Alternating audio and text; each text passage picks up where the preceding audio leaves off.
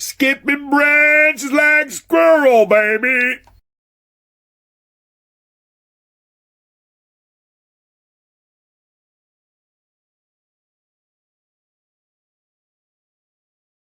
Goes. There it goes. Hey, Shane. How's it going, man? Not too bad. How about yourself? Not too bad, man. Pleasure to finally meet you. Yeah. It's been like we wrapped up like two or three times, but time schedules kicks in. What country are you in again? Netherlands, Europe. Netherlands. Oh yeah, that's right. Because I was thinking New Zealand for some reason. I remember, yeah, there was somebody that was from Netherlands. That's you were that person. That's me. That's me. All right. Oh man, I love your show, man. Well, thanks, man. I checked out a couple episodes of your show and I definitely enjoy it too, man. Oh, that's cool. And that's what it's all about, right? Supporting each other. There's no thing like someone is better or stuff like that. But there's so many shows out there that are so interesting to listen to, with interesting topics and interesting guests. I will briefly introduce you to the audience. Ladies and gentlemen, fellow human, welcome to another episode of Disorganized Productions. And today's special guest, we have Shayn Jones. I'm gonna put the applause in my head. Yeah, I well, heard I'm it. gonna definitely gonna put the applause in the editing edition when I put it on Spotify. So don't worry about that. I need a board, like, when I'm saying like skipping branches like squirrel. It's gonna be repeated and stuff like that. Gotta get a roadcaster, man. They got the 8 buttons on it you can program. Then you have Yeah, the sound effects. I got the Arturia. Well, don't screw it up. I got an Arturia mini lap. I can put it in, but the thing is, everything will slow down with because my what's it called? The uh, internal drive Too can't too much handle that. processing power. Yeah. That's the problem I run into now, man. Trying to use like Riverside and everything. I got like a duo core and everything's quad core now. So I have Oh, to put my camera on standard definition, which is why I had to switch back to Zoom myself instead of using Riverside. Is because my computer's not fast enough to run it no more. oh, that's one of the things why I got into the Xboxing games, because I was doing the games online. You get it from a torrent and you scrape it, or you buy it in a store. But when you do PC gaming, you need it every single week, a new software or like a key or stuff like that to keep it running. Mm-hmm. And I destroyed three Atari, at that time, high-end um, graphic cards, just with gaming with Soldier Fortune online. Soldier Fortune just like rambling on, and then all of a sudden my PC started to smoke. Dude, man, I tried to run a PC for a while and I honestly ended up giving up and ended up switching to the Xbox, like you were saying, because it was like I'd buy a game and then the next time there was a new game that came out, you'd need to buy new pieces again and then new pieces again. And it feels like it's getting in the way of podcasting, man. I was running for 2 years on this laptop and now it's like way too slow. It's like I'm just trying to do audio, man. I don't need all this fancy stuff. Right. So, Shane, you are now.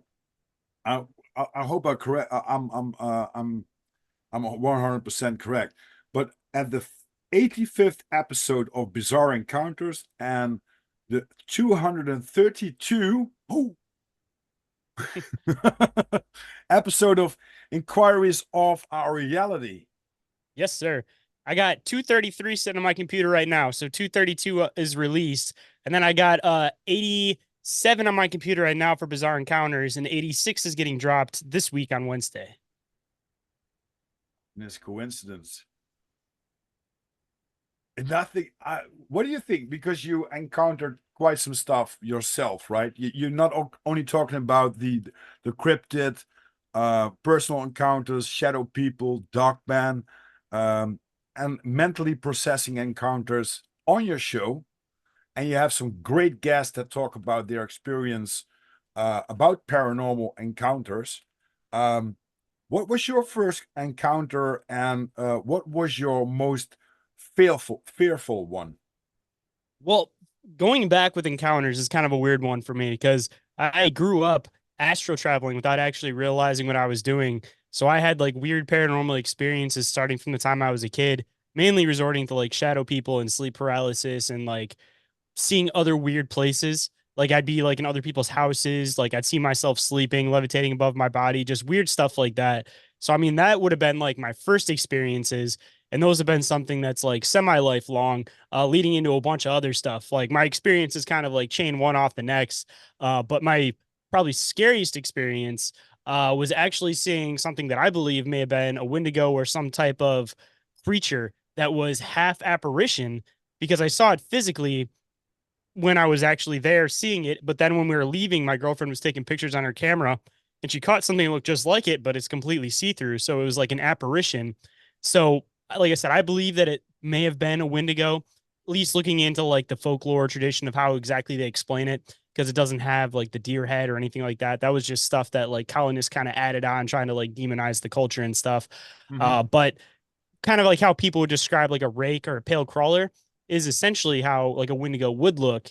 And that was basically the makeup of what I saw. Because for a while I had no idea how to exactly to label this thing. So I just didn't tell anybody about it, honestly, until like a year or so into my podcast. And then I finally told the story to somebody and they kind of helped me piece some stuff together. But I didn't know where to categorize it because when I looked up particular things about it, it would come up with Wendigo. But Right. then when I look up pictures, not digging into the research too far back yet, I just see like the common pictures that everybody's fully aware of. And I was just like, no, that can't be it. So then I'd see Pale Crawler and then I would see the Rake. And then the Rake, you can kind of date back to like creepy pasta, stuff like that off of Reddit and everything. Pale Crawler, I definitely think may be something that's just misidentified Hmm. because Wendigos, of course, everybody thinks that they look how they look. So in turn, if everybody thinks that's how it looks, if they see this creature that's actually Wendigo, they're going to give it a new name because now that fits into a different category. So I honestly think pale crawlers are just the new name for Wendigos because people like the visual for Wendigos was something totally different than what people were Right. expecting realistically. So that's just how they report them. But it must scare the shit out of you when you see something like that crawling up at you, right? Man, we used to go to this place called Northville Psychiatric Hospital. And actually, I'll just tell you my couple of stories from there because I got a shadow person story that kind of leads in from there, and then it follows up into the main story from there. But we used to do urban exploring back when I was like 19 with my girlfriend I'm still with now. So we used to go to just any place we could realistically get into, but we went to like the Detroit House of Corrections and stuff. So it was like an old prison. We went to Eloise Asylum for anybody that's familiar with what that is in Michigan. It's supposed to be one of like the more haunted places. Um, and then the main one we used to always go to was Northville Psychiatric Hospital because this one, first of all, wasn't just one building; it was a full campus. So it had like a boys' dorm, a girls' dorm, a giant gym area. It had like the church and everything. It had the main hospital itself. Like it was a huge area. So we got to the point where we go almost every weekend and we check out and explore new buildings in this place. And you just had to kind of come in through the back because there was a police station right next door. So you just had to be smart about the way you went in there, of course, because it's technically trespassing, but so we're going to this place, and just like when you take pictures when you're like you're paranormal investigating slash urban exploring, you get like orbs and things like that. But the hard part with these old buildings sometimes is that you want to believe that it's an orb, but sometimes it's honestly just dust particles. I mean, it's got to be a combination of the two. So we would Right. do that kind of stuff, and we were never exactly 100% sure. I mean, we went to the chapel and stuff. There was some weird lights and everything, but not anything that I would 100% say yes when like this is definitely an orb. Like it still kind of has the idea that it might be some dust because it was a really old, kind of torn up, beat up building. But when you started exploring this place, um, before I learned like the rules of the paranormal and how you investigate and stuff, I was just some guy urban exploring. I'd find cool stuff there and I'd end up bringing it back with me. So one particular thing I found was this no smoking sign, and then the other thing I found was this little tiki head. But the tiki head was made out of styrofoam, so it almost looked like, and it was painted, so it almost looked like you're in a mental institution. They can't give people like wood and knives to like whittle and stuff. So you Right. could give them like pieces of styrofoam they can kind of just cut at and paint it. Like it almost looked like a craft that I assumed that maybe a patient made it. Because it was just sitting in one of the offices and stuff. And so I ended up taking it home just because I thought it was really cool. So we got back, we unpacked our bags and everything upstairs, came downstairs, and the way our front room was set up at the time, there's like the front room, and then there's two doorways, and then on the other side is the kitchen. So it's like a full kind of you can wrap all the way around kind of a thing. So I'm sitting at the bottom of the stairs, well, standing at the bottom of the stairs, and my girlfriend's standing there, and she's about to go into the kitchen to go and get something to eat. So she takes off diagonal across, and there's a couch against that wall that's right next to the kitchen. And as she goes to walk across, we both make direct eye contact with this dark, shadowy figure that was in the shape of a human. And it was pitch black already in the front room. So this thing was darker than dark. Wow. And she just, moment of fear, staring at it, walks right past this thing, loops back around the other side. We both make eye contact and look back. By then, the thing's already gone. So this is when I start, honestly, like my deeper investigations into like how to go about paranormal investigating and stuff. And the first thing that I could relate it to was things like this will attach themselves to objects. Mhm. So I assumed that it probably came from that tiki head, if not the no smoking sign. So no matter what, I was planning on bringing them both back. But for the sake of it, I assumed that it was the tiki head that this thing may have been attached to. Right. But the other weird part is that same night, my girlfriend was not aware of any of my weird astral traveling experiences, like leaving my body. So I'm sitting up watching TV. She goes to sleep. She has a dream that she's in her hallway and that upstairs, and something runs up behind her and pushes her down the stairs. As that happens, I hear something fall down the stairs. She springs up and looks at me and she goes, "Whoa, I just had a dream I fell down the stairs." And I was like, "That's weird," because I just heard something fall down the stairs. So she started freaking out because this house already had like a weird paranormal history with mainly just hearing footsteps and stuff. Nothing like super crazy, but just kind of Mhm. like the weird, creepy stuff where nobody be upstairs and hear footprints and just stuff like that. And so after that, like I said, I hadn't actually told her about any of my experiences. So I ended up having to like explain to her the whole idea of like astral traveling and this whole connection that I've had with like these shadow people that watch me when I have sleep paralysis and astral travel again from the time that I was a kid. Hmm. So fast forward a little bit when we have to return those objects. This may be something that links into the possible Wendigo slash creature sighting, but I'm not 100% sure. So I always like to add it into the story because it's definitely unidentified and is definitely a cryptid in its own means in the state. So I live in Michigan, and Michigan, we don't have cougars and stuff, especially not where I'm at because I'm down in lower Michigan where we're pretty much Detroit City. Like we don't have that kind of stuff down here. So there's one day that we're in Northville and we're probably up on like the third floor or something like that. I'm looking down out of the window and off the tree line, I see this cougar walk out. And the weird part about it was the fact that it looked directly up at us. And my girlfriend's friend saw it too. And she's like, "Is that what I think it is?" And I'm like, "Yeah, that is a cougar." And it looked right at us and then it linked back into the woods. So the scary part was our car was on the other side of those woods. So we would have had to pass through in order to get back to the car. So what we ended up doing is going up and around and walked basically like 2 miles around because we didn't want to take the chance of accidentally running into this thing. Right. And just because it was totally out of place, not something you see in this area, like it's all suburban area, like there's not really a lot of woods and stuff in this area. And I look into it, and there's apparently a couple of cougar sightings, but nobody ever found a body of a cougar, and nobody ever actually found the cougar. There was just a couple of residents of Northville that had mentioned that they had seen a cougar in this somewhat in this area. Wow. So that was kind of weird, especially the fact that it looked up at us. So leading into the kind of main encounter with this place, um, so we got to the point where we had everything completely mapped out. We knew every single building. We'd go there almost every weekend. We like I don't want to say professionals at it, but we would watch people get like arrested for sneaking into this place while we're sitting up on the roof because we knew where to go. We knew how to get around stuff. We knew which doors were welded shut so you can find us in there.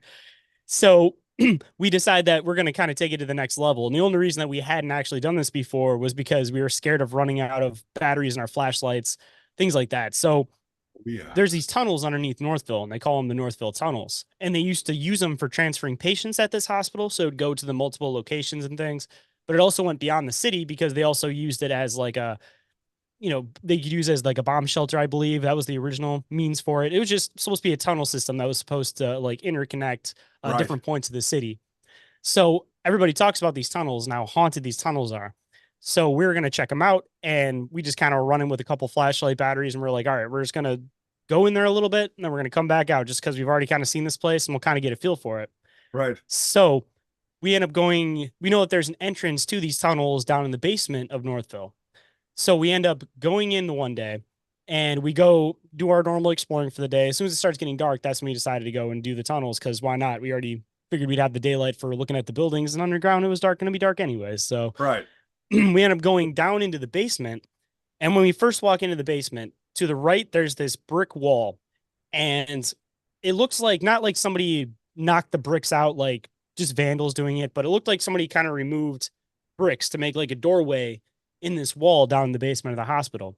Huh. So we're looking straight ahead, and I know the tunnels enter to there, but I wanted to peek in this room. So as we're walking on the stairs, I go to turn into this room, and I look into this room. As soon as I look into this room, I hear this voice that's this disembodied voice over in my right ear, and it says, "Run." And as I hear that, I saw this metal, like the hospital girdy, like the carts Right. that's on the other side of the back of this room. And as I heard that voice say that, I saw this thing that started to stand up from behind that. And it had this bluish gray decaying skin color. It was like tall and lanky, not shaped like a normal person, not like a, oh, you see it for a second and you misidentified a person. Like this thing was like taller than a person. It was Wow. tall and lanky. It was this decaying color. And it had this long black greasy hair on the top of its head. And as I saw this thing stand up, I just took off running and went up the stairs. My girlfriend, I didn't tell them, I just said run, and they were running with me because it was my girlfriend and her friend. So we take Shit. up out the stairs, go down, and then the best way to get out from that area was you got to go through the morgue because that's where the other doors are Oh welded shut on the one shit. side. So you got to run through the morgue. So as we're leaving, my girlfriend's taking pictures of this thing, and I can send you the pictures after the show actually. But I didn't tell them what I'd actually seen until we got out of the place because I didn't want to, startle, freak anybody out. I'd rather just get out and then worry about Right. explaining it later. So Yeah. she's just taking pictures like she normally does because she didn't know if it was like a ghost thing, something like that. So we end up leaving. We go back to look at these pictures, and exactly in the pictures was exactly what I had seen, but it was translucent. Like it almost had some type of like apparition spiritual factor to it.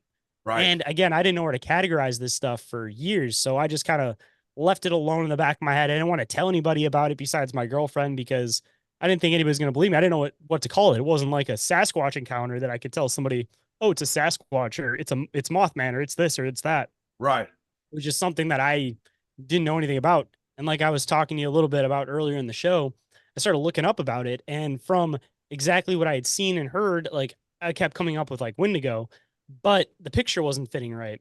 So then I started looking into other things, and that's when I got to like the whole pale crawler and the whole rake concept. And that's when I actually started diving into it more. Was I ended up telling this story to somebody on a podcast, and they started connecting pieces and saying like, "Oh, do you have Cherokee heritage? Do you have this? Do you have that?" So I started connecting pieces with the Wendigo folklore with what I had experienced with this thing. Uh, Right.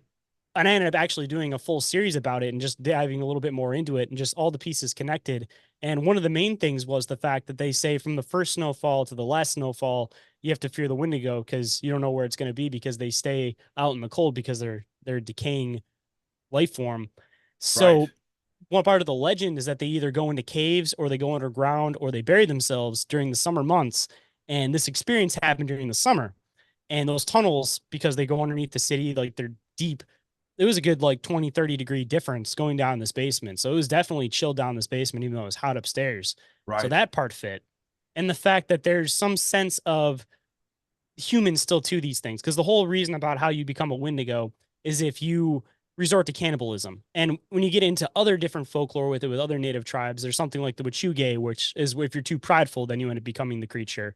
But part of it is still that there's somewhat of there's a spirit that comes into you and enters you, but then there's also part of yourself in it. So there's this internal struggle between this thing taking control of you and you trying to fight back. So Hmm. there's a lot of old Native American stories about somebody will figure out the person's name that's the Wendigo, and once they call that name, the Wendigo will stop because it'll connect itself and it'll remember who it was for a second, and it causes this lack of confusion. So the person I was talking to on the show had mentioned the fact that maybe because you were Cherokee, this thing took the chance to basically say, go away before I can't control this thing. And that's what the disembodied voice was that I heard in my ear. Wow. I mean, it could be a Wendigo, could be some type of evil spirit, regardless, but there was just something weird to it. And like I said, I ended up digging more into the Wendigo stuff, and I started realizing like why the image had changed. And I always like to add this part in when I tell the story just because I find it interesting. But Right. just like a lot of the Native American stuff, they take like these grounds that are like ritual grounds or like sacred grounds, and they'll call them like the devil's teapot, the devil's this, the devil's that. It was from all the colonists and everybody coming over. And then as soon as they came through, they were, taking the Christian aspects and they were looking at the native traditions as pagan. So they just started calling it devil, devil this, devil that, devil that. Right. So Right. then as they were also hearing these stories from them, they had to add that same twist to it. So just like a lot of like the demonizing stuff, like you add like horns, you add this like pagan Mhm. realistic feel to it. And that's what they did with the Wendigo was the modern depiction of the Wendigo didn't start until like white settlers and everybody started retelling these tales and they added their kind of Christian demon kind of flair to it.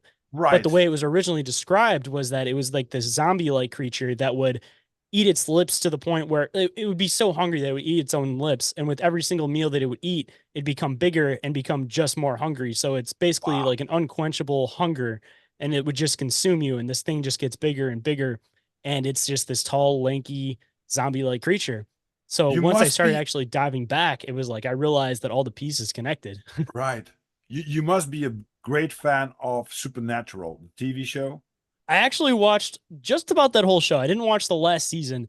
And I'm kind of Oh, weird with shows like that because I'll really enjoy a show, but I'll always do this thing where I like will push off watching the last season or the very last episode because it's like right. I enjoyed the show and I don't want to see the end, but then I never end up coming back around to it. So it's like I'll watch 12 seasons of a show and just not watch that last episode. It's Oh just this yeah, yeah, mental yeah. blocker in my brain sometimes about just finally wrapping up and finishing a show. Like it's hard, you know? I know what you mean. I had that with a lot of shows, but somehow my girlfriend pointed out like you got to see Supernatural, the way they they connected in the scenes that with folklore and all that stuff, and the things that come in.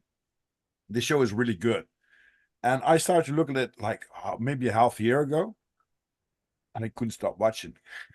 And I That's where I'm knew at that with on X Files again right now because yeah, same thing. It kind of has like the same kind of just a different premise. They're FBI agents versus like monster hunters, but the folklore and the backgrounds that they kind of use are the same. So it's like I love both shows for the same reason. But my kick lately has been X Files. That's what I've right. been back on again. But after an experience like that, you didn't stop to explore all these haunted houses and stuff like that, right? So I could imagine that some kind of experience like that could freak you out, you know? See, I was curious what it was, and I wanted to like I like had this hankering in my head that I wanted to go back, but at the same time, it's like I didn't want to. But the Did weird you part felt about that it it was could hurt you? I so this is the other weird part about it. They ended up tearing down Northville Psychiatric Hospital because there was two people or a couple people that had fallen down the elevator shaft somehow. And from all the times that I'd been in it, those doors were like cracked. Like you would have had to like slide your body through this thing. Uh-huh. So with a lot of this weird stuff, and you see it all the time with like Sasquatch and stuff, like the DNR and everything, where they'll say like there's a bear sighting in this area, don't go over there. And then you'll have DNR agents that'll say like, yeah, we recognize that Sasquatch is a possibility and things like that. Like I think that a lot of these cities are aware of certain things, or at least they're aware of the fact that something weird and anomalous is happening. So they act on it without making it obvious because they tore this place down and they turned it into a park, which is really, really weird because it seems like they tear down a lot of haunted, abandoned places and end up turning them into parks for some reason. Like I've noticed this Don't go happening there at night. frequently. Yes, exactly. Because I who knows what's mean, still under the ground? The tunnels still exist. They go all the way around the city. Even if they tore down goosebumps. Northville, there's still the tunnels down there. Yeah, but it's the same thing. Like there's no space and there's no time. But for I think, and I talked about it with Nathaniel Gillis. He's gonna hop on a part two, the demonologist. I think when something happens in, like say, let's say I will be murdered in this place on a brutal way, and my spirit can't find any um, resurrection or rest or whatever, I'm gonna haunt this place. Even if they tear it down, I'm still here because buildings and stuff like that don't matter to a spirit, an evil spirit. And that's why I think it's very the people are living in houses, you know, oh, beautiful house, blah blah blah blah. They see it on day night, but I would really prefer to dig into a house like a few days, how it feels, how it resonates. No cracking on the floor at night, no, you know. Probably you're a big fan of Dark Ghost and Tim Moritzoff on YouTube because they doing also these haunted exploring stuff with witch houses and stuff like that, and especially in Russia and in Poland, where there were complete villages that called the village of the dead. So when shimmering falls, so when sundown is activated, some real shit is happening, man. And you can't deny it because they film it, and you can see it's not a trickery. Mm-hmm. And what's your take on these entities? Are they like from the same dimension, and we have to look at them up, or can they show themselves when we are in their neighborhood? Um, yeah, what's your take on that? There's a few different aspects you can kind of go down with this one, and kind of funny this got brought up because I think I was just talking about this with somebody the other day too. So you have like the whole residual haunting concept, where I believe that there's something that can be so traumatic that can echo through time. And that's like with a lot of these like ghostly experiences that, like you were saying, it doesn't matter if you tear down the building, they'll still react like they're still in those same places, which are where you have a lot of the things where they'll like tear down a wing of like a hotel, and there'll be a lady that'll go through the wall where the old wing used to be. It's because it's just residual. It's still reoccurring in that spot. It's not that they're intelligent ghosts. It's just that it's a reoccurring moment that happened through time. And I honestly think this goes both ways, and I've been trying to do a little bit more research into it. So I've been asking a lot of people about it that come on the show. But like the old saloons, for example, everybody talks about how those are haunted, but they usually hear music, they'll hear drinks, they'll hear people talking and stuff. So one thing that I've wondered is if it can go both ways, that something so bad can happen somewhere that it ends up echoing through time. Also, so many good times can be had somewhere that can also echo through time. Because if people are always having a good time at this bar, they're playing music, they're hanging out, we Good hear this vibes. and we assume that it's something scary because we're hearing this disembodied music coming from nowhere. So we assume that like it's haunted, something awful happened here. But I think it goes both ways. Like I honestly think that in happy places, the same thing can happen. Right. And getting into like a little bit more like intelligent ghosts and stuff, I mean, I definitely think that there's a couple different ways you can come at it. You can come at it from, of course, like the ghostly realm means where maybe they're in some type of like purgatory, where if you get into dimensional shifts and different dimensions, I kind of feel like there's like the biblical idea of purgatory, of course, but then I think that there's also a scientific version of purgatory where if there are multiple realities stacked on top of each other, Mhm. I think it's possible that things can get stuck in between two realities. Right. So they're not fully in this reality and they're also not fully in the other reality. So I think that there's like this linear point that things can sometimes get stuck in. And that's what some of these intelligent hauntings are.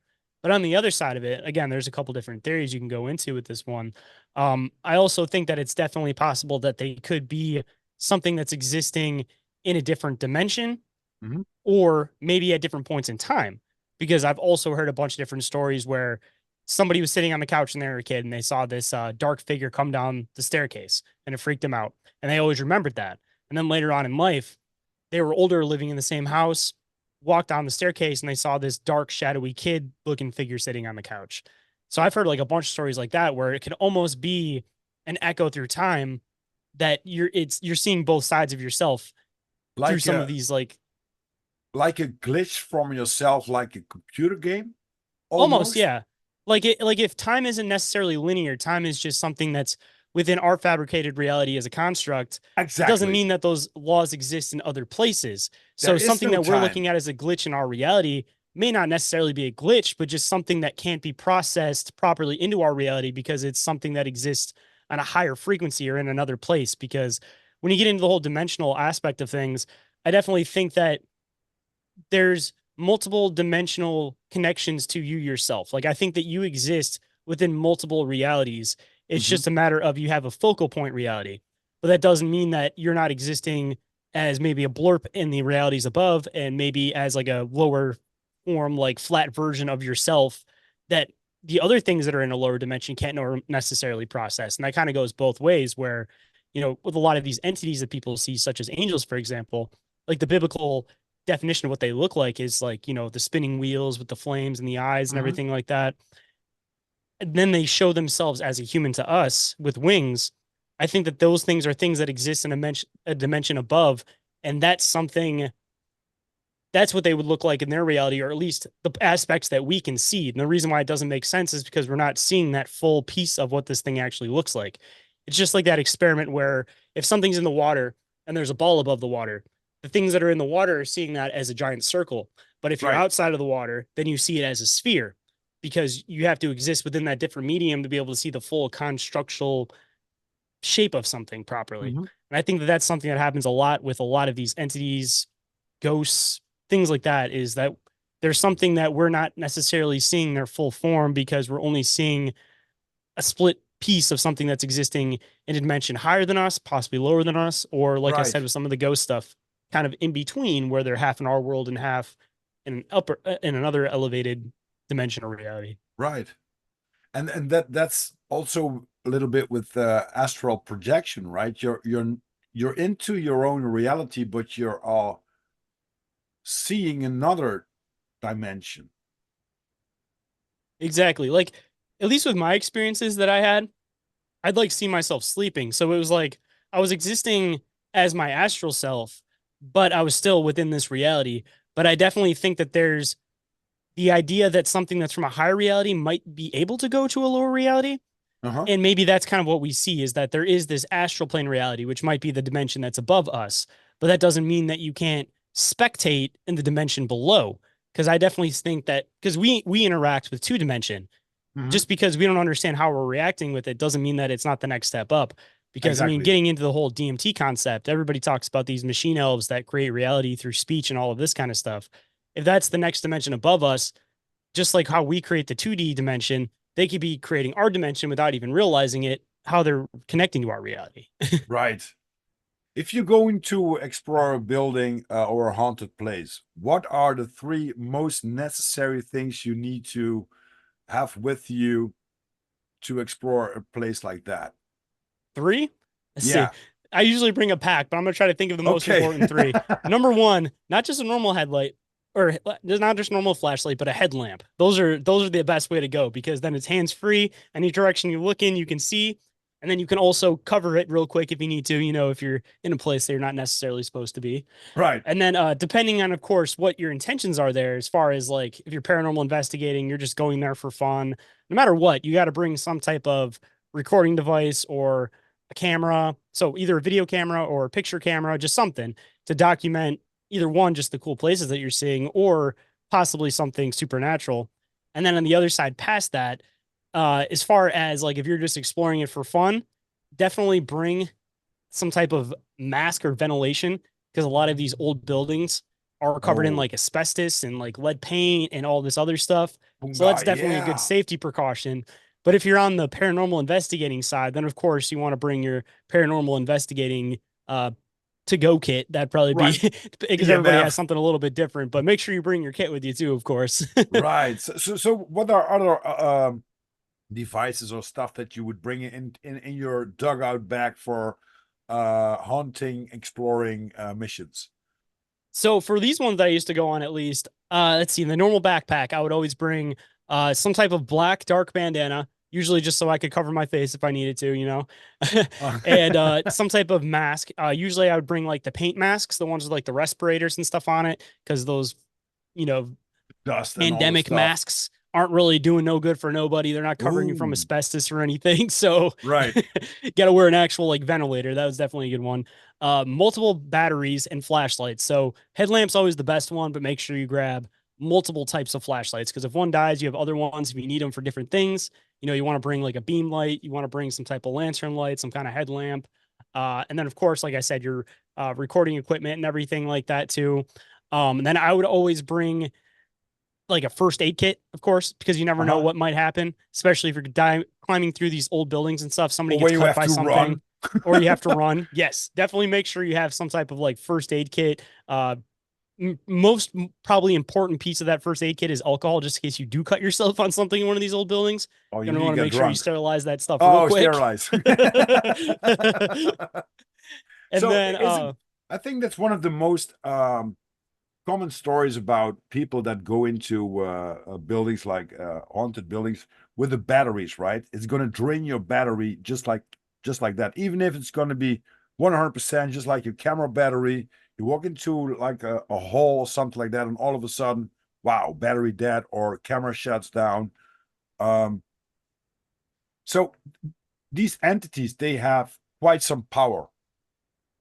Um, but do you think that also some human psyche, the psychology of having fear, I think you feed them with your fear, but once you overcome that fear, that you can maybe communicate with them.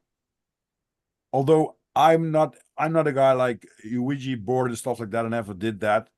I think there are multiple dimensions, as you mentioned. Um, I have encountered some strange things in the past. Um, Out of body experience twice. Um, but I knew that it was my soul trying to, yeah, going up probably, but I still had a choice to get back in my body again. So you had near death experiences then? You Yeah, had two of too. them? Yeah. Wow. When I have you come on my show, unless you want to tell them on your show, man, like I love hearing near death experiences. You'll definitely have to tell me about those. Yeah, I'll definitely will. And once I had an experience, we were smoking some pot, but we were not like, seeing stupid things, we were just potheads. And we were bicycling through some fields like agriculture and stuff like that. And there was sitting a hare, a peasant, and a crow, something like that, like a big bird. And they were watching with the backs towards me to point out to the to well, in the fields, right?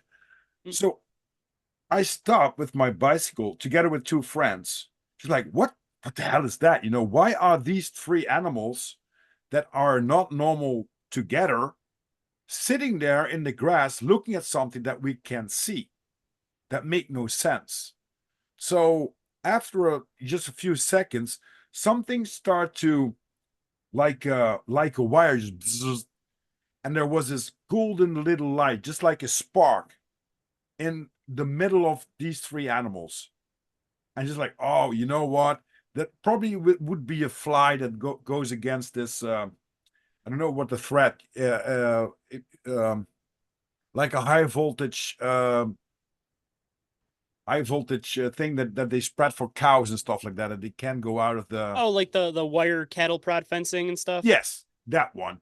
So I jumped off my bike, and the animals looked around and just walked away. Very not like, oh my god, humans, but they did their thing, uneasy going. But the more I walked through the field, the more I saw and realized there wasn't any fence at all. It was like hundreds of meters, just like nothing. And I had the same experience. I think it's about 2 years ago when I was taking a hike at not at midnight, but it was like sunset, so 10:30 in the evening at our time. Um, and all of a sudden, I don't know why, but my eye caught something in the field, and I was trying to identify what it was. And there was this same um, orange flashing little light, like someone that lights a lighter in the dark, just something Hmm. like that. But it was all across the road, just like it was bumping up and down. And when I um, went up to it, gone, and there was nothing. Just like I couldn't think about something that could have um, done that. So yeah. I mean, when you dive into just Europe in general, man, you guys have so much history on the land that it's like, think about how many battles have been forgotten about on land that you Oh see yeah. like these weird apparition looking things. You see lights in the middle of fields and things. I mean, those could be like soldiers from different points in time trying to find their way back home with like their lanterns and stuff. I mean, when you get into like in the United States, at least, you have all like the old Native American stuff, but you guys have like documented just wars, battles, all this crazy stuff that's happened. So again, it's like Yeah. layers upon layers upon layers of history over there. Like I wouldn't be shocked if almost every bit of the land in Europe is haunted to some extent. For sure. And I went to Ireland, which is not Europe, but it's Ireland, and they have the fairies. Everybody's talking about the green Hmm. fairy. That's also a drink, of course. But there's a documentary on YouTube about a guy that has some lands, and he said a lot of travelers come here and they backpacking and they want to sleep under that tree because it's a beautiful side of my land. But I always tell them don't do that because of the fatties at night. And a lot of people were giggling, just like, "Oh yeah, come on, what can happen?" And every single one, knocked on his door 12:30, like afraid as shit. Just like you, and just as you mentioned, I think that we're layers on layers on layers of civilizations that are packed. And I think Graham Norton and Randall Carlson pointed out on the Joe Rogan show about if you go deeper on the layers of the surface, archaeology says only like so many meters, then you will be noticed. Do you go beyond that meters? There's no go. So you don't know what's there because even if you would explore it, people will tell that you're crazy. The thing is, if you're into the mud floods and all the stuff that could happen to Earth, let's say the disasters that could happen to Earth, um, it could be very suitable that there are layers and layers and layers of multiple civilizations stacked up together with all the stuff that's been happening there, right? Because I think every single being where you say like, okay, I got a beautiful piece of land, you can build the house that you want, you can have like 20 acres, everything, but it's on a graveyard. I think nobody wants to build their house there, even if it's for free, right? Depends on who it is, I guess, and what type of graveyard it Oh, is. you would, right? Oh man. Oh man. What's the most intriguing story that you heard from your guest on your podcast that you thought, wow, I wish I experienced that, or I want to know more about that kind of story? Honestly, one of the best ones. I mean, there's a lot of really hard ones to pick from. It depends on what kind of category you want to get into. But one of the best ones recently is actually our mutual friend Shane, with his experiences with that shadow being type creature that literally like pulled his consciousness out of his body and like threw it back on the floor because he kept trying to mess with it. Like that's one of those stories that it's like you don't want to put yourself in that person's shoes because I don't really want my consciousness thrown out of my body. And also learning my lesson, at least just with that tiki head, man. Like I'm not trying to piss off any spirits or entities or nothing like that. But by Right. far, man, that was one of probably the most interesting paranormal stories that I've had on my podcast. But if you want to get into some of the other ones, at least, um, I might as well, I guess, touch the ringer on a little bit of each of them, I guess. One of the most interesting stories as far as UFO stuff goes is I've had a couple people on that have talked about it, but one of the most interesting was this guy named Beyond Top Secret Texan talking about his 20 and back, where essentially what that is that they'll take you at a certain age and then you'll live out 20 years and then they'll throw you back into your body at that age and they'll try to basically somewhat like wipe your memories. And basically, from what his experiences were, that he was in the galactic like military, and then when he came back he ended up joining the military, and he pretty much said that they tried to line up these events so that they were close to the things that had happened so that it would confuse him back and forth on whether or not this 20 back actually happened or not. But Right. like one of the common things that I've heard with everybody that's on a 20 and back, for anybody that believes that's just an outlandish, ridiculous concept, is that all of them, without me asking unprovoked, is they all come back to their 7-year-old body, for example, and they'll be drawn to like 30-year-old women, and they just like won't understand why, especially considering that they're like 7. They don't have that like sexual urge like that yet, but they have it, and they have all these like memories that are like layered in their head that they can't quite fully dive into. Huh. And another person I had on that had a 20 and back, he was in the process of writing his books when NASA discovered these white buildups on, I don't remember what planet it was. It was one of the ones in our solar system.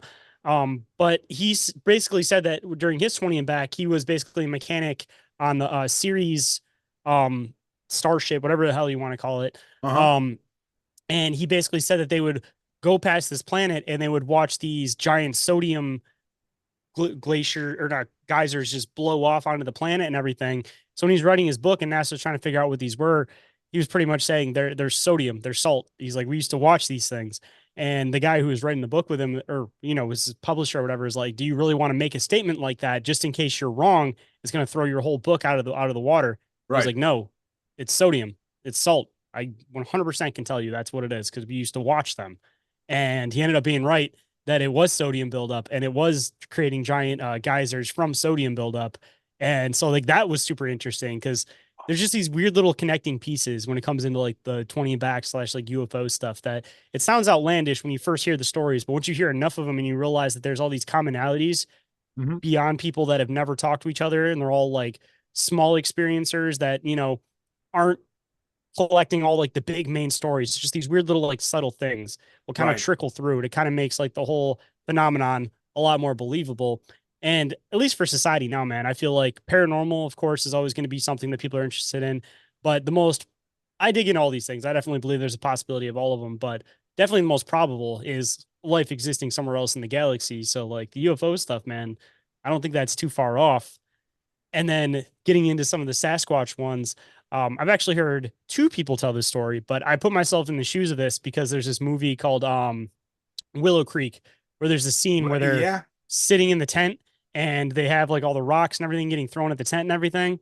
I've Uh-huh. had two people that have come on the show and they've talked about how they were in their tents and they were squatching. One of them was squatching, the other one wasn't even trying to do a squatch hunt or nothing like that. And the one of them had an experience where the Sasquatch put its hand on the side of the tent and pushed it in almost to like where the guy was and then let go. And then he heard it just run off. Oh, And then the fuck. other one, the thing was throwing rocks at his tent and he pretty much like grabbed the tent from the both poles on the sides and like shook it. And then after that, the guy yelled, "Hey!"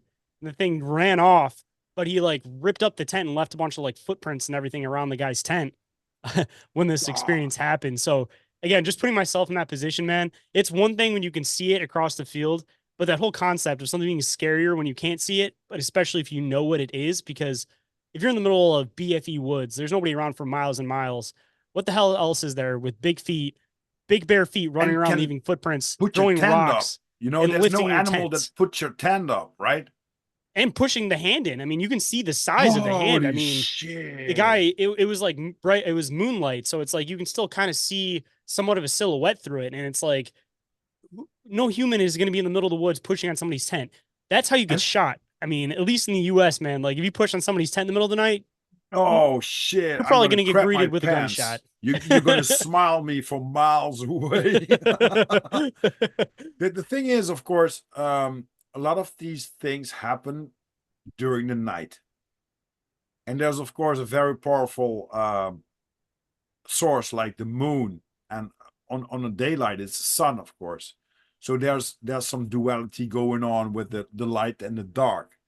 Do you think there's a connection? Because would you also experience like haunted things if you go explore haunted buildings on the middle of the day? I mean, here's like a on somewhat on the spot theory here. So when it comes to like residual hauntings, right? Our planet isn't always in the same spot technically. And if something is residual, I mean, there could be the whole concept where you get into like stone tape theory that essentially the planet itself is magnetic and in turn basically records these events like a VHS. And if you're Mm-hmm. looking at it from that aspect, that means that it's physically attached to the earth. So no matter where the earth is located at, it's going to be in the same spot. But when it comes to there being certain nights with a lot more activity, I definitely think that there's a possibility that depending on where the earth itself is sitting in space itself, there might be thin spots within the veil. And Right. maybe only at certain times a year, like those hauntings that only happen on like one particular day, one particular time and stuff. I wonder if it's like a matter of they shift into a certain place and it's actually a matter of there being thin spots within reality within like the solar system itself. But like Or lined up on that specific moment of time, just like a VHS recorder in the old days. when you had a program and you skipped that program and you recorded over it, that you saw a glimpse of that old program coming through. Exactly. Yeah. That's fascinating because what's time anyway, right? It's And only a human construct. I mean, if you break it yeah, down to its roots, like it's 100% a human it's construct. nonsense because I can say, oh, I need to know what time it is, but we are now podcasting. And for the listeners that listening to that podcast or to this podcast within a year or 2 year or 5 years or tomorrow, they still listen to this podcast. It's still there in their time. Exactly. Just in general, man, just time is just Nothing. 100%. Yeah. It's completely only was made up by humans for the aspect of knowing when to do things in particular. So it was like a When to matter go of to meeting work. up, when to go to work, when to do this, when to do that. But I mean, even time itself works different within different places within the solar system. Like time only works in the aspect that we define it in on the planet Earth because we go by 24-hour periods with 60 minutes, 60 seconds. Hmm. That construct only works with the way that Earth itself is sitting. And even that slips. That's why we end up getting leap year and stuff, where you have to add the extra day to have time balance back out. Right. So just going to another solar system, not even like some Planet of the Apes type thing where like, oh, 10 years is going to pass here when you're up in space. Just in general, like the time is going to move different. The days are different. The hours are different. It's And just like 100% you a said, human construct that only works on this planet. right. And just like you said, when somebody has been grabbed out of their body and they have an experience of 30 years in the military in another space and time, but it could be a second or maybe 5 minutes or half an hour for us as recognition of time. I mean, Just even like, looking at dreams, same thing. Or I mean, right, even going into the Fey world. I mean, you're bringing up fairies a little bit too. Anytime anybody goes into the Fey world, it'll be like, they'll feel like they're there for 5 minutes, and the person will be missing for like a month, and then just show up again one day. right. But same with gaming, when you are into the game, your time just like when you go to work, sometimes it just like Mm-hmm. Because but time that's is really also a matter of strange. perception. Of course. Everything is perception, but I listening to I normally don't listening to my podcast episodes, but I listened to one with Milton because I was going to visit him in Vegas, not in Vegas, in Los Angeles. I'm sorry, and I was listening to the one that I did with Alex Pauls, Colin Wright. You had it also. You had him also on the show, right? From Yeah. Looking Glass and Field, right? Yep. With Love this, Colin. He's a good guy. yeah, I love this guy, man, and he had some strange encounters too. And he draw books, and so people that are listening, get his book. I will try to get it on a show description. You got his book, Yes, I do. I was trying to get the a name of it. signed It's one, yeah, Through a Glass Unveiled. exactly through a Yep, Through a glass. Glass Unveiled by Joseph Colin Wright. Yep, I got to Yes, sign one. He left me a full page of awesomeness and did an extra little doodle and stuff in there for me. yeah, and he saw a lot of things that people encounter that on your show, and the topics that you're very interested in about. And the thing is, just like you said, it's what is time anyways, right? So it's very strange that why do things occur like a poltergeist at that time of the day only, or on that week or a month? Because it's like what you said about the VHS recorder. It's taped then, and the time aligns perfectly with that moment. Um, and the strange thing is, just like you said with dreams, I can imagine my dreams that they were taken like very long, just like that. I woke up sweaty, oh my god, almost slept a day, stuff like that. So what's your perception of reality anyways? I mean, I always go back to simulation theory. Like I'm definitely one of those people. And whether you believe in that from the aspect of it being like a straight computer program or something that's just been organically developed, I usually call it some type of like organic simulation because realistically, we're creating AI, we're creating virtual worlds inside of a world. So we're only a couple steps away from trying to add AI slash the next step being consciousness into like video games.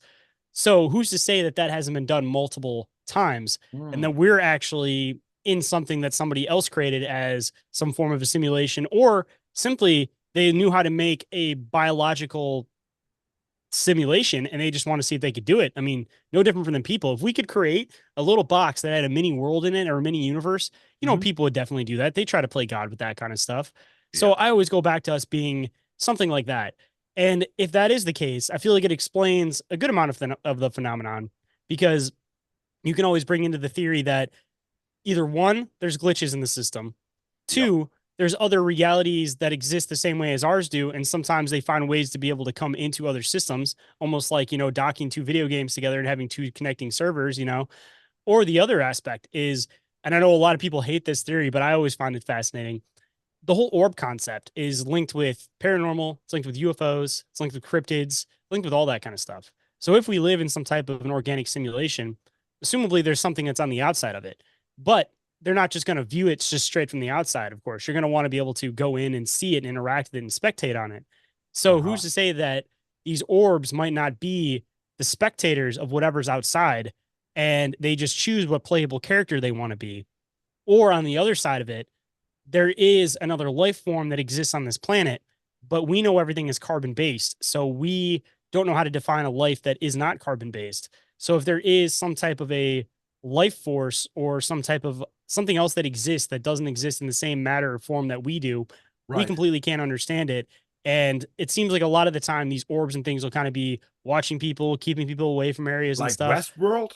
Yeah. So I mean, they could literally just be these conscious things and they just will take the shape of a Sasquatch to scare somebody away from this area, take the shape of a ghost to scare somebody away from this area. Or on the Wow. other side, man, if it's spectators on the outside, why not just go into the game and just have fun, play some GTA, like be a giant ape and just run through the woods and scare the hell out of all the characters in the game. Why not? Right. And we are of course living in very fascinating times because nowadays we have a lot of technology with us, like a camera and stuff like that, and a telephone to record all these things.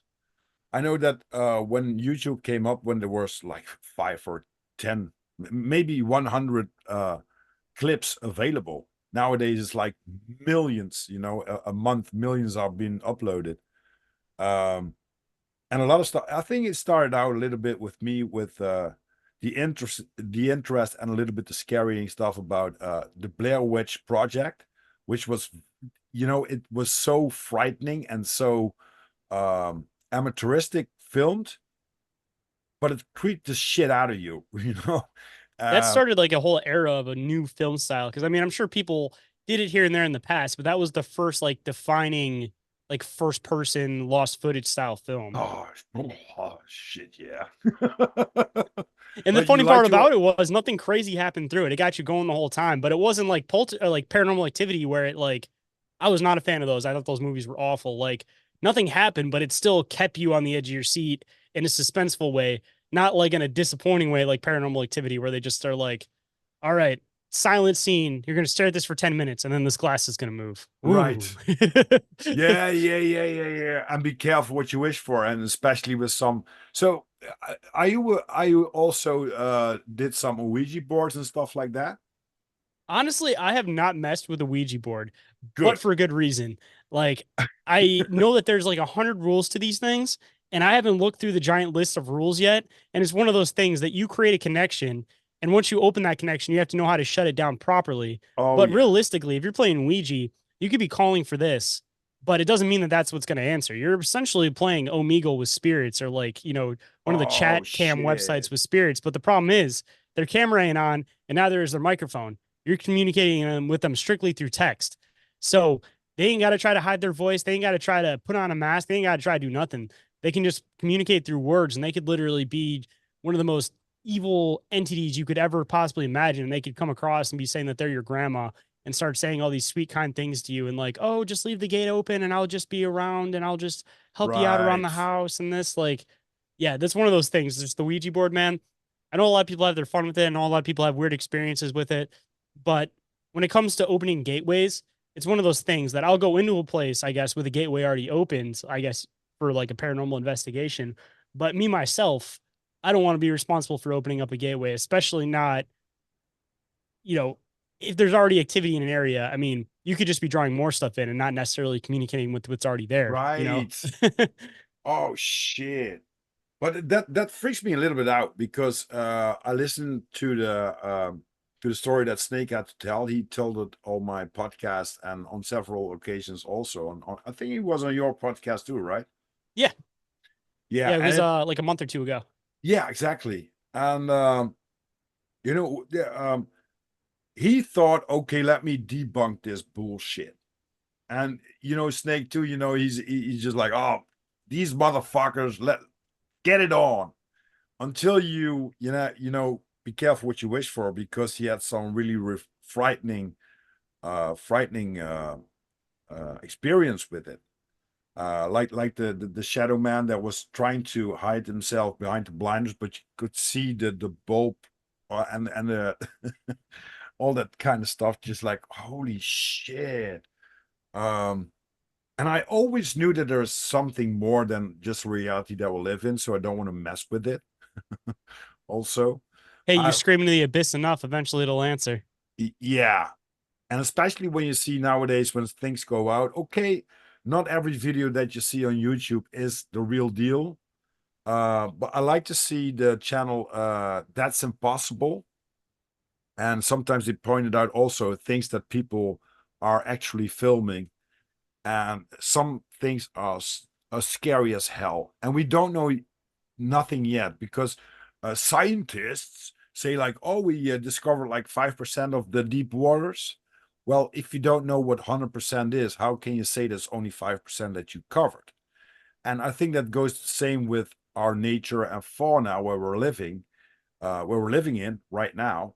We don't know what's out there. That could be huge things, that could be small things, that could be things that could orb like a human. Or I was talking about this with Nathaniel Gillis. He said some of these entities could eventually mirror you.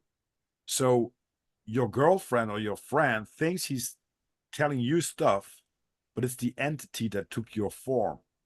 Mm-hmm. Just like, holy crap.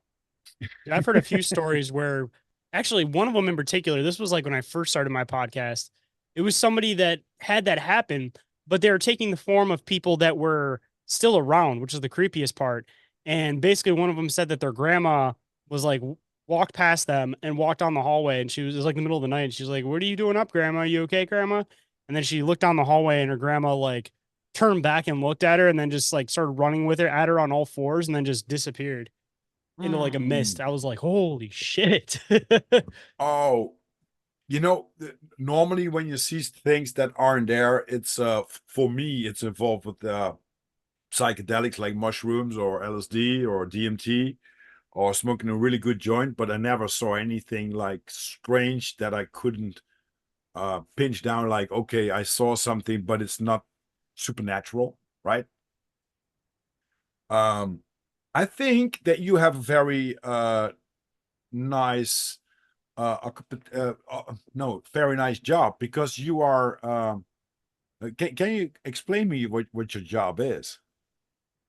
You talk about my day job? Yeah, your day job. My day job actually. It's kind 420, of right? what was that? 420.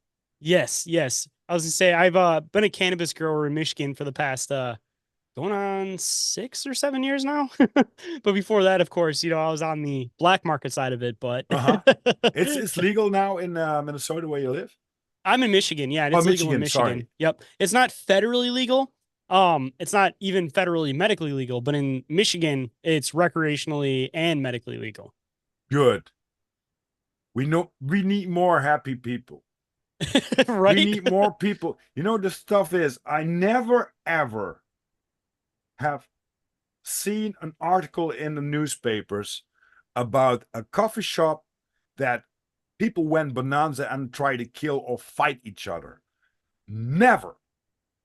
When you're gonna see only the headlines of a bar brawl where people starting to get drunk and police is into stuff like that multiple times every single day.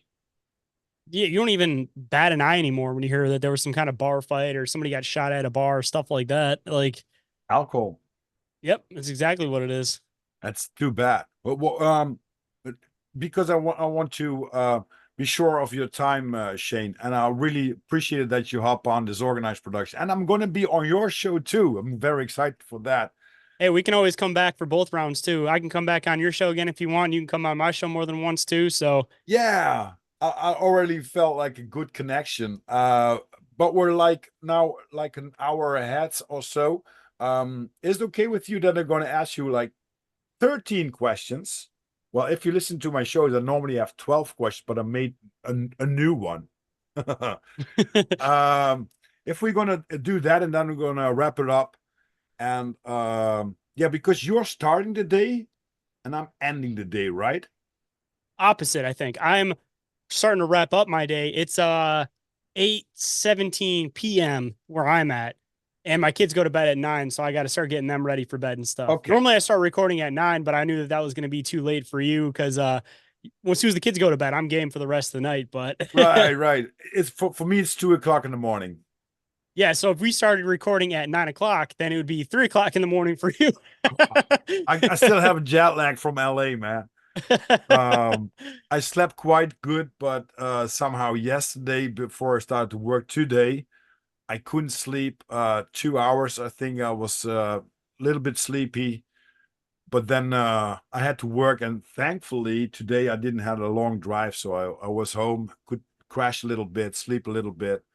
Yeah, that's how we roll, man. And then we do podcasting for the benefit of ourselves to communicate with people, just like you, to tell stories, to listening to stories, and to uh, yeah, to basically to connect and to see what make them tick and what they experience, right?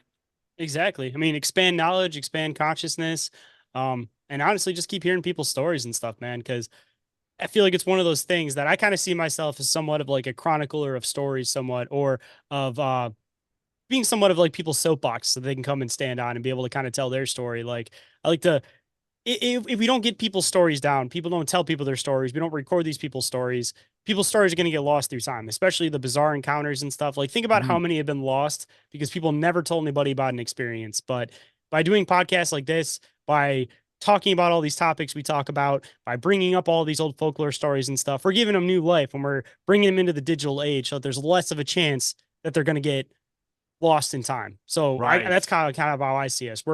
We're the people that are bringing the stories back into a new generation to keep pushing these things forward, especially all the Exactly. folklore and stuff.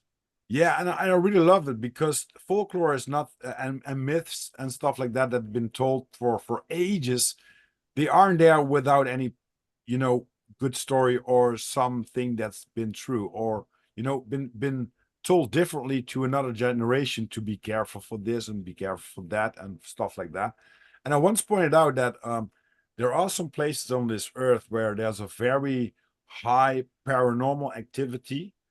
Um, and I was thinking about my chemical brain if I use like psychedelics, what happens with my visuals, right? So I'm still in the same room, but I experience a different point of view, a different visualization, or maybe I think that something is coming across me and stuff like that. The question will be: is that already been going? Is maybe um, the chemical reaction of your psychedelics when you take that maybe also shifting you to another bigger reality so you can see things as they really are and not as you think that they are. Dude, we'll have to dive into psychedelics on another run because I could go into this whole psychedelics concept for a long time on this one. I have my own Good. really weird stories and stuff to get into with psychedelics. But I'm definitely one of those people that I think that they're a tool that let you see something else. Like, it elevates your vibration into seeing like plant consciousness, into seeing all of these things that we're not typically supposed to be able to see. Like, I don't think it's all hallucinations coming from your own head. I think that you're actually seeing something else. And one of the clues that kind of says that to me is the fact that when they do brain scans on people, when they take like mushrooms, for example, or LSD, you think there'd be more brain activity. There's actually less. So if you're creating all of these crazy images in your head, why would you not be using more brain activity? I think that it's actually shutting down some of the things that put blockers so that you see reality as you're supposed to, and it breaks those walls down and there's less brain activity because there's less defenses up. So you're actually seeing the world more so for what it is. That de mundo, my friend. I really think that that's the key, and that's why shamans and people like that can deep dive into that reality or that spectrum. Because when you see the spectrum of a human being, how much we can see on a spectrum of light and stuff like that, that's like this big, and we can see like this tiny We see hair. 7% of the light spectrum. Seven. 7%. So what's that, right? Like the mantis shrimp is supposed to have the best eyes out of any animal on the entire planet. And it can supposedly see, I think it was 4 colors that humans can't even see or perceive. Exactly. And the hardest punch in the world. Yep. Like It it. actually, when it hits for a split second, the impact is hotter than the surface of the sun. Yep, yep. And like a strike of a 22 caliber bullet. The Because it will hardest literally punch just in the world. blow a crab shell into a million pieces. Like it'll just. Oh, it blow your finger off when it hits you. Mm-hmm. And And it's yeah, I would say the beautiful. water If gets you see super hot. how the colors of that shrimp, oh my God. It's like if you put that on a screen and you take some LSD, I guarantee you will have a great evening.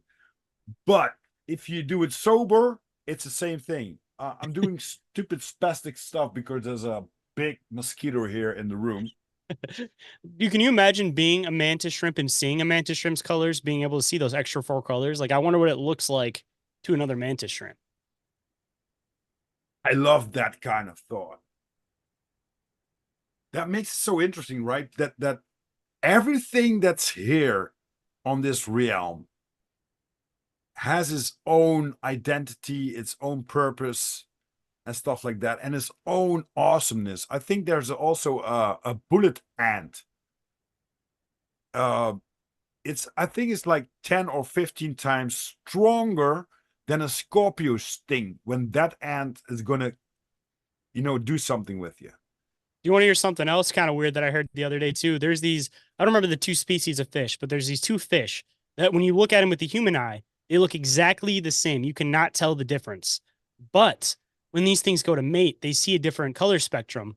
And actually, color developed in the ocean before it developed on land because everything on the land was flat colors. And it wasn't till way later that they started developing colors. So that's why aquatic animals can see colors and have way more colors than anything on the surface does because they develop colors first. But, anyways, this specific type of fish, there's 2 different fish. And the one, when you look at it under certain light, has a different marking to it. Uh-huh. So they can only see their own species. So it means if like another fish sees them, they see them as the same type of fish. But when the 2 fish see each other, they can see the markings on each other to know if they're the same fish or not to see if they can mate and breed. So even within they have like these weird little like side tricks. So they can only see like certain colors with each other, and their eyes are developed to only be able to see those colors, to be able to like tell away from like mating and stuff like that. That type of stuff is crazy to me. Wow. I heard a story of the bumblebee or bees in general. They see fluorescence on the plants. And when another bee was getting the nectar already, that plant will say, okay, I got 5 blossoms, but these 2 are empty. So that's why the bees go always to the nectar because they see it in a different spectrum. It's It's ultraviolet. Yeah, the flowers that give off an ultraviolet. That's ultraviolet the like dusting look to them. Because I've seen these like cameras that'll show like a bee's view, and right. it'll literally be almost like a misty smoke coming off of like the top of the flower, and they can see that. And the ones that need to get pollinated have that misty smoke, and the ones that don't have that. It reminds me of Far Cry when I was playing the game. It was so good. You had to make your own tools, your own um, guns and stuff like that. But you have, of course, arrows, you have spears, but you had also medicinal plants which you could use to, if you got in a battle or stuff like that. But you could also use it to see what kind of plants are just like magical that you can get, like blue or yellow or red or whatever. And you saw in the menu when you picked off one of these plants what the purpose was and where you could use it for. That was such a beautiful. I don't have time anymore for games. I'm 51 now. Winter's young. I do podcasting. I do working, stuff like that. About same as me. Right, right. So yeah, gaming is not on this. Not yet, not yet. Shane, I'm going to ask you 13 questions for you. The first one is, what's your interpretation of value? Value is knowledge to me.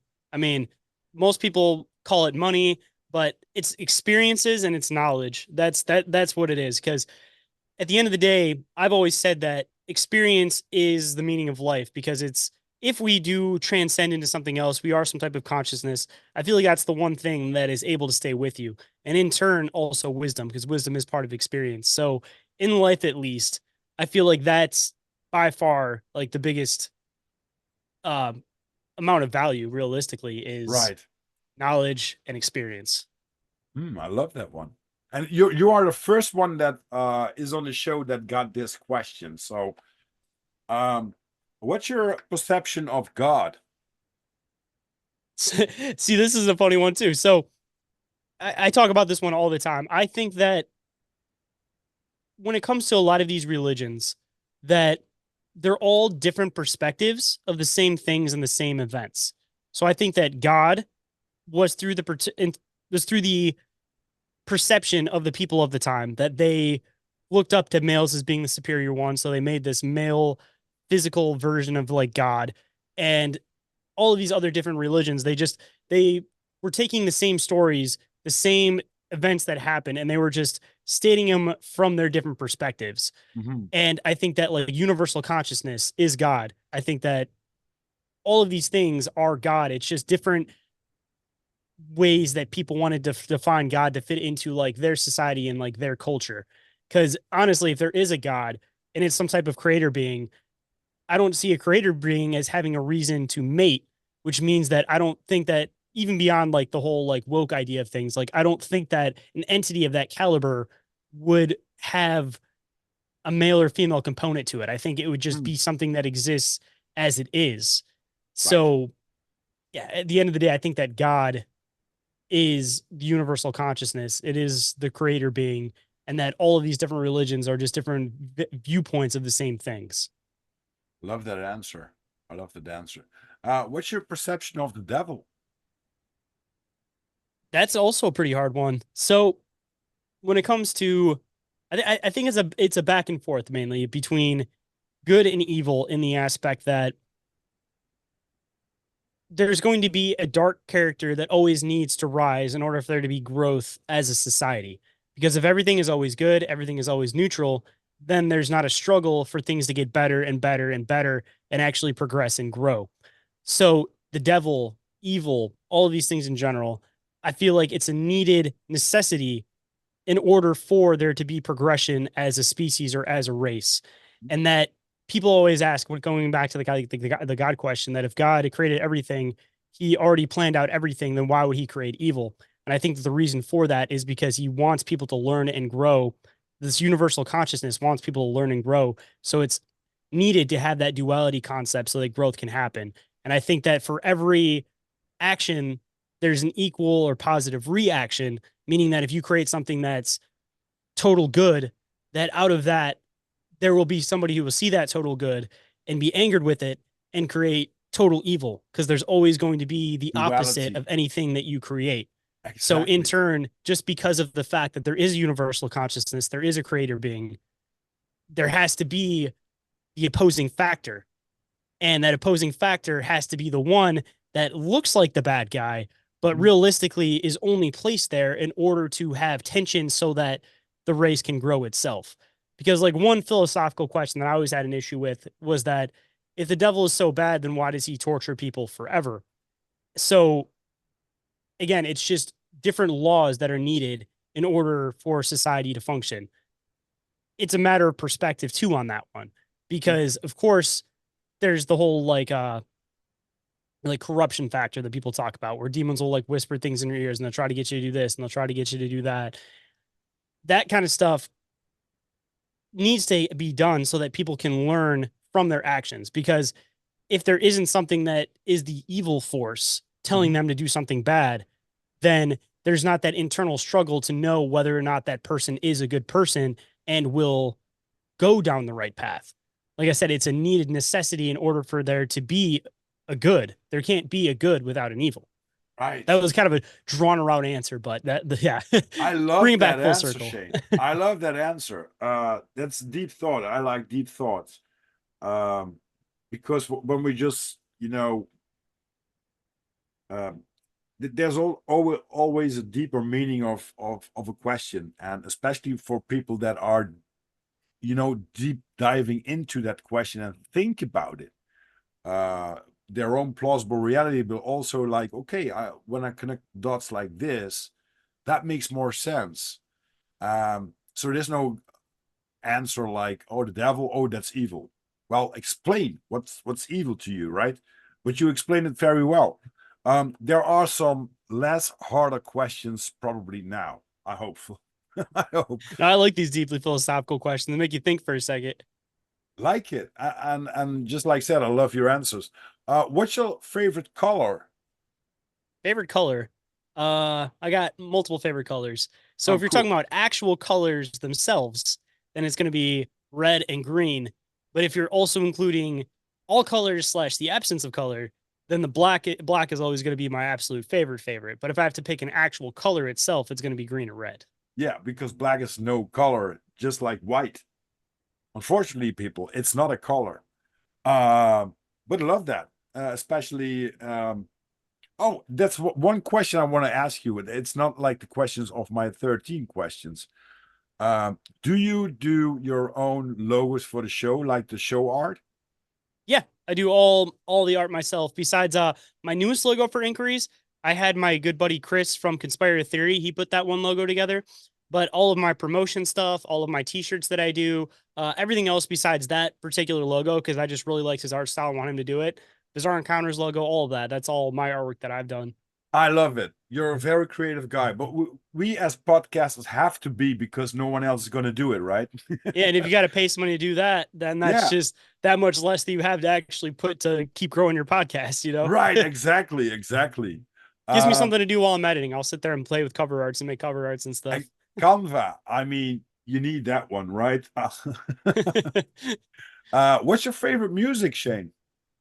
um, I'm pretty diverse with music. Uh, but as of right now, honestly, my favorite type of music, uh, I don't usually tell people like I listen to some off the wall fucking music. Maybe not so off the wall for you, but off the wall to people, at least in the US. Like, of course, I listen to country, I listen to all that kind of stuff like everybody else over here. But my main guilty pleasure type of music that I listen to more than anything is like hardstyle and like European electronic in general. Like Yost Klein has been like one of the main people I've been listening to like crazy lately. DJ Paul, of course. And then I get into a lot of like the Russian artists. I know everybody has the conflict back and forth, but they make some awesome fucking hard style. So you Hmm. got like Russian Village Boys, for example. You got Hard Bass School. You got DLB. And then going into again some more like Netherlands stuff. You got like Skiagu.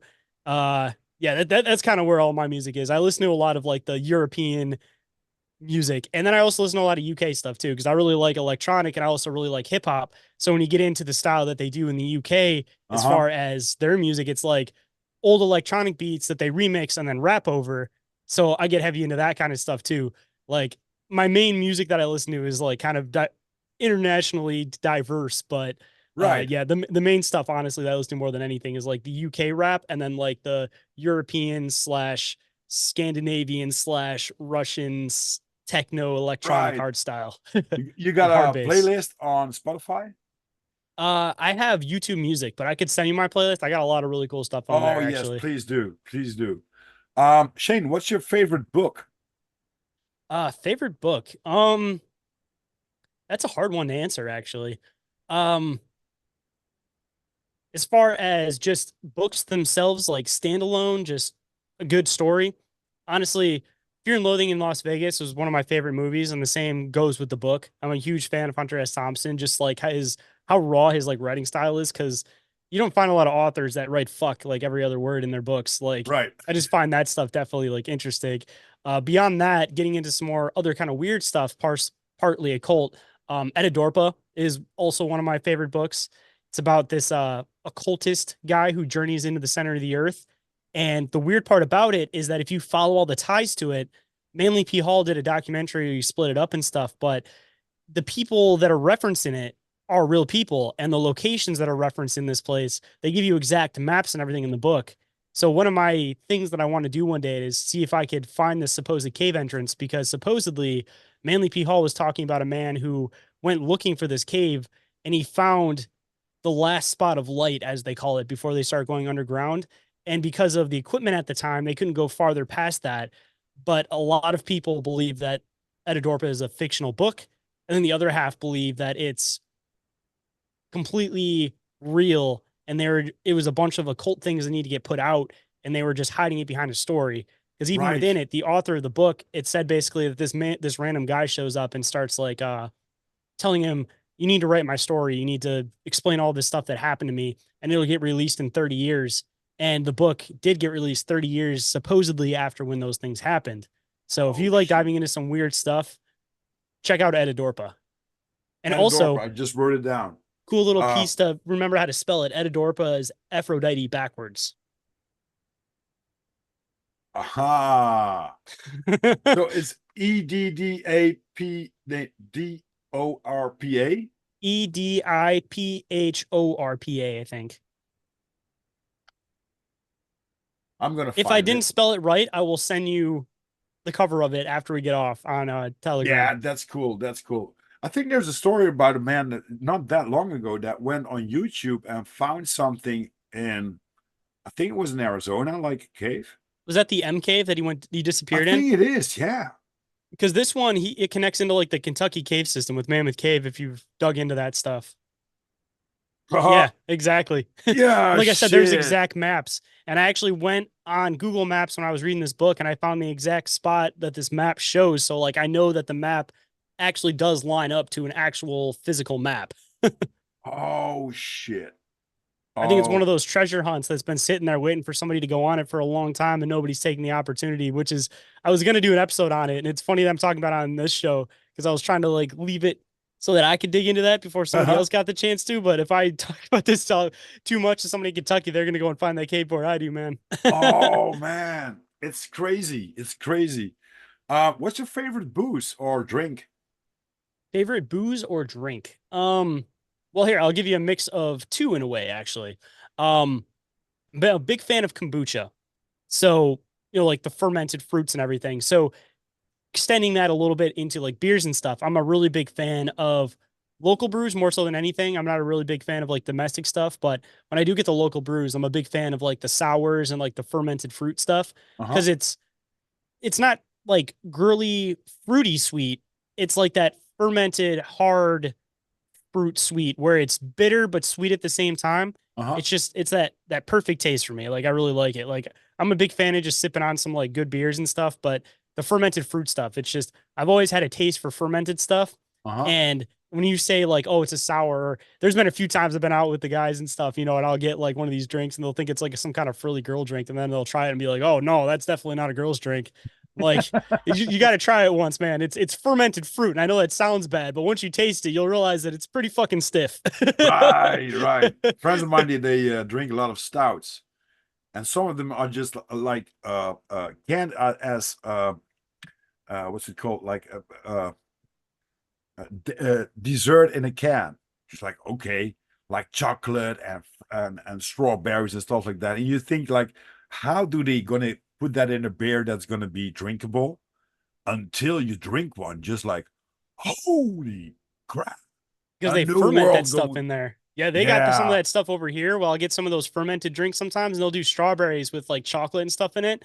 And again, it sounds like a frilly drink, but you try that shit, and it's stiff. It's good. yeah. Especially if you pour it into your glass and it's like pitch dark, and when the beer comes to the glass and it goes down, that it still are is rubbing against the glass. It's like, oh, I Hmm. love that. The bigger and the darker. What's your favorite food chain? Favorite food? That is also a really, really hard question because Yeah, it you. changes frequently.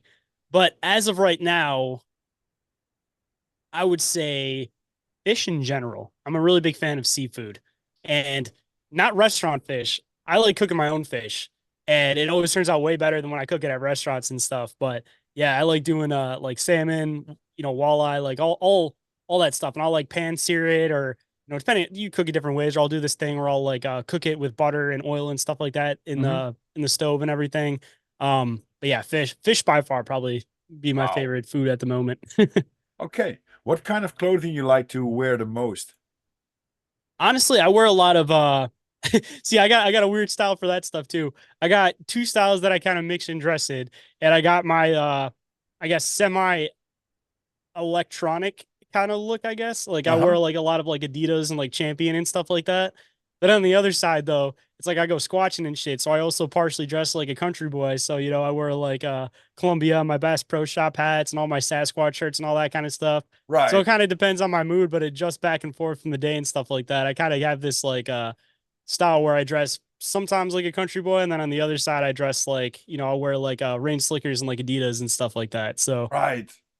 gotta have multiple styles all in one, but they all gotta kind of collaborate into one because it's like I used to be like heavy into like rock and all that kind of stuff before I kind of Yeah. moved into everything else. So I wore like all black. So it's like every style I've been through my life, I carry something on to the next thing. Uh-huh. So it's like I always wear all black t-shirts, ironically, besides not today because I'm wearing a gray one. But I usually wear all black, and that's from the leftover of that. And then I wear like a lot of the natural like colognes and stuff like that smell Hmm. like patchouli, sandalwood, bergamot, all that kind of stuff. They came from like when I was going through my heavy psychedelics, like hippie phase. And Right. then as a kid, I used to live out in the country and everything like that. So I got like my fishing side that I wear all my fishing hats and all that kind of stuff from that. And then my music taste now goes into all the electronic stuff. So that's where all the like tracksuits and all that kind of stuff come from. So I I got I got a love weird that. style that's kind of like a mix. Every time you see me, I'll be wearing something a little bit different. Like I'll be showing up to cryptid conventions wearing three stripes with a Bass Pro Shop hat. Like But that's cool. I mean, everybody needs their own yeah, just like you say, it's like faces stacked on and that you feel comfortable with and you can just combine, you know? it's evolution, man. It's like you take It the best is. components of the last thing and you bring it into the next thing. So it's like I said, I'll dress like a country boy, but I still wear all black. Just like, back when I used to just wear all black, when I used to just be straight into rock and stuff, it's like you Right. take the best component of each style and then you progress it into the next style that you become. Like the Levi's 501 black with some Converse and a rock t-shirt. It's that's Universal. it, you know? See, but you can even mix that up with like hip hop and stuff too, because it's like sometimes I'll wear like Dickies and like a Wu-Tang Clan shirt. So it's like Right. Or with the cargo pants and a little bit bigger. Then you have this baggy look, the okay, I'm go with the flow. Easy way by cargo is that you can stuff a lot of stuff in it. That's mm. that's always good. Because as a See, like man, I'll we wear like don't. my hiking pants and then I'll wear my trainers and stuff too. Right, So exactly. Because as a man, you don't have a purse, right? Women can put everything in a purse, a complete household. I mean, when you see we what need they dig pockets. out, when they're trying to find their keys and they pull out, you're like, there's the dog, there's the car, there's this, there's that. There's a complete setup for makeup and stuff like that, and a hair dryer. And oh, finally, I found my keys. Holy shit! See, that's why I like wearing vests and stuff when it starts getting to like fall and winter and stuff, because then I got like 10 pockets like hidden throughout this damn thing and I can leave Right. everything in my chest. Yep. I know the drill. I know the drill. Shane, what's your favorite holiday destination or vacation destination? I don't get to travel too often, but any place that I do travel to, I tend to try to go to the landscape areas of those. So I would say nature, just about anywhere, honestly, is ideal because it's hard to just want to stay in one place because it's like I want to see deserts, I want to see the mountains, I want to see this, I want to see that. But the common thing between all of it is natural landscapes and nature and the wilderness. Oh, I love that. That's my connection to God, man. That's my connection to God. I could pass all the major cities and not think twice about them. But if we're driving past somewhere where there's like some type of beautiful mountain peak or something like that, I'm gonna completely avoid the city to go to the mountain. Oh, yes. Oh, absolutely. I love that. Last two questions, Shane. What's your favorite quote? Favorite quote. So I got a couple of them actually, and I'm gonna probably phrase these really bad, but I'm going to try to do the best that I can for them. One is from Terrence McKenna, and he says that if you don't pave your own, something along the lines, if you don't pave your own path, then you're going to become part of somebody else's journey. Yeah. Something along those lines. I know I crudely put that together, but essentially that's what it is. And then, of course, like I said, we're talking about Hunter S. Thompson because it's a pretty relatable quote to a lot of us in this field that we dive into. Is too rare to live, too weird to die. Uh-huh. Oh yeah. Oh yeah. Shayn, last question. What's your life's motto? Probably that one. I'll just go with that same one. Too weird to live, too rare to Very good die. one. It's a very good one. Thank you for hopping on this organized production. I really had a good time. We definitely gonna hook up for a second part, third part, whatever we want to talk about, or what topics that we want to cover. Yeah, and where do people can find you, and how do they connect with you? Anybody who wants to get a hold of me, I actually run two different podcasts. Like we were talking in the beginning, I run Inquiries About Reality and Open Minds, or Inquiries About Reality and Bizarre Encounters. But to try to make it easy, I put it under one media umbrella, which is Open Minds Media. So I try to make it easy with one link tree so everybody can find both my shows from there. So if anybody wants to come and check out any of my stuff, get a hold of me, check out any of my social media, any of that, you guys can go to my link tree for Open Minds Media, which is LANKTR.EE/open_minds_media. I'm gonna put that in the show description too, so people when they want to dig it up, then they just have to click the link. Shayn, thank you very much for hopping on. For everyone that's listening to this episode, I hope you had a great time. And no matter where you are on this beautiful plain planet, have a good morning, a good day, or a good evening. Thank you.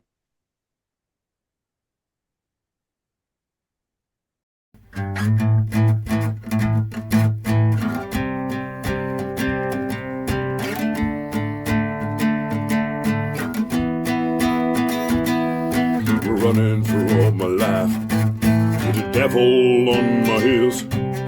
He wasn't always kind, and he couldn't fulfill my dreams. I'm running for all my life with the devil on my heels.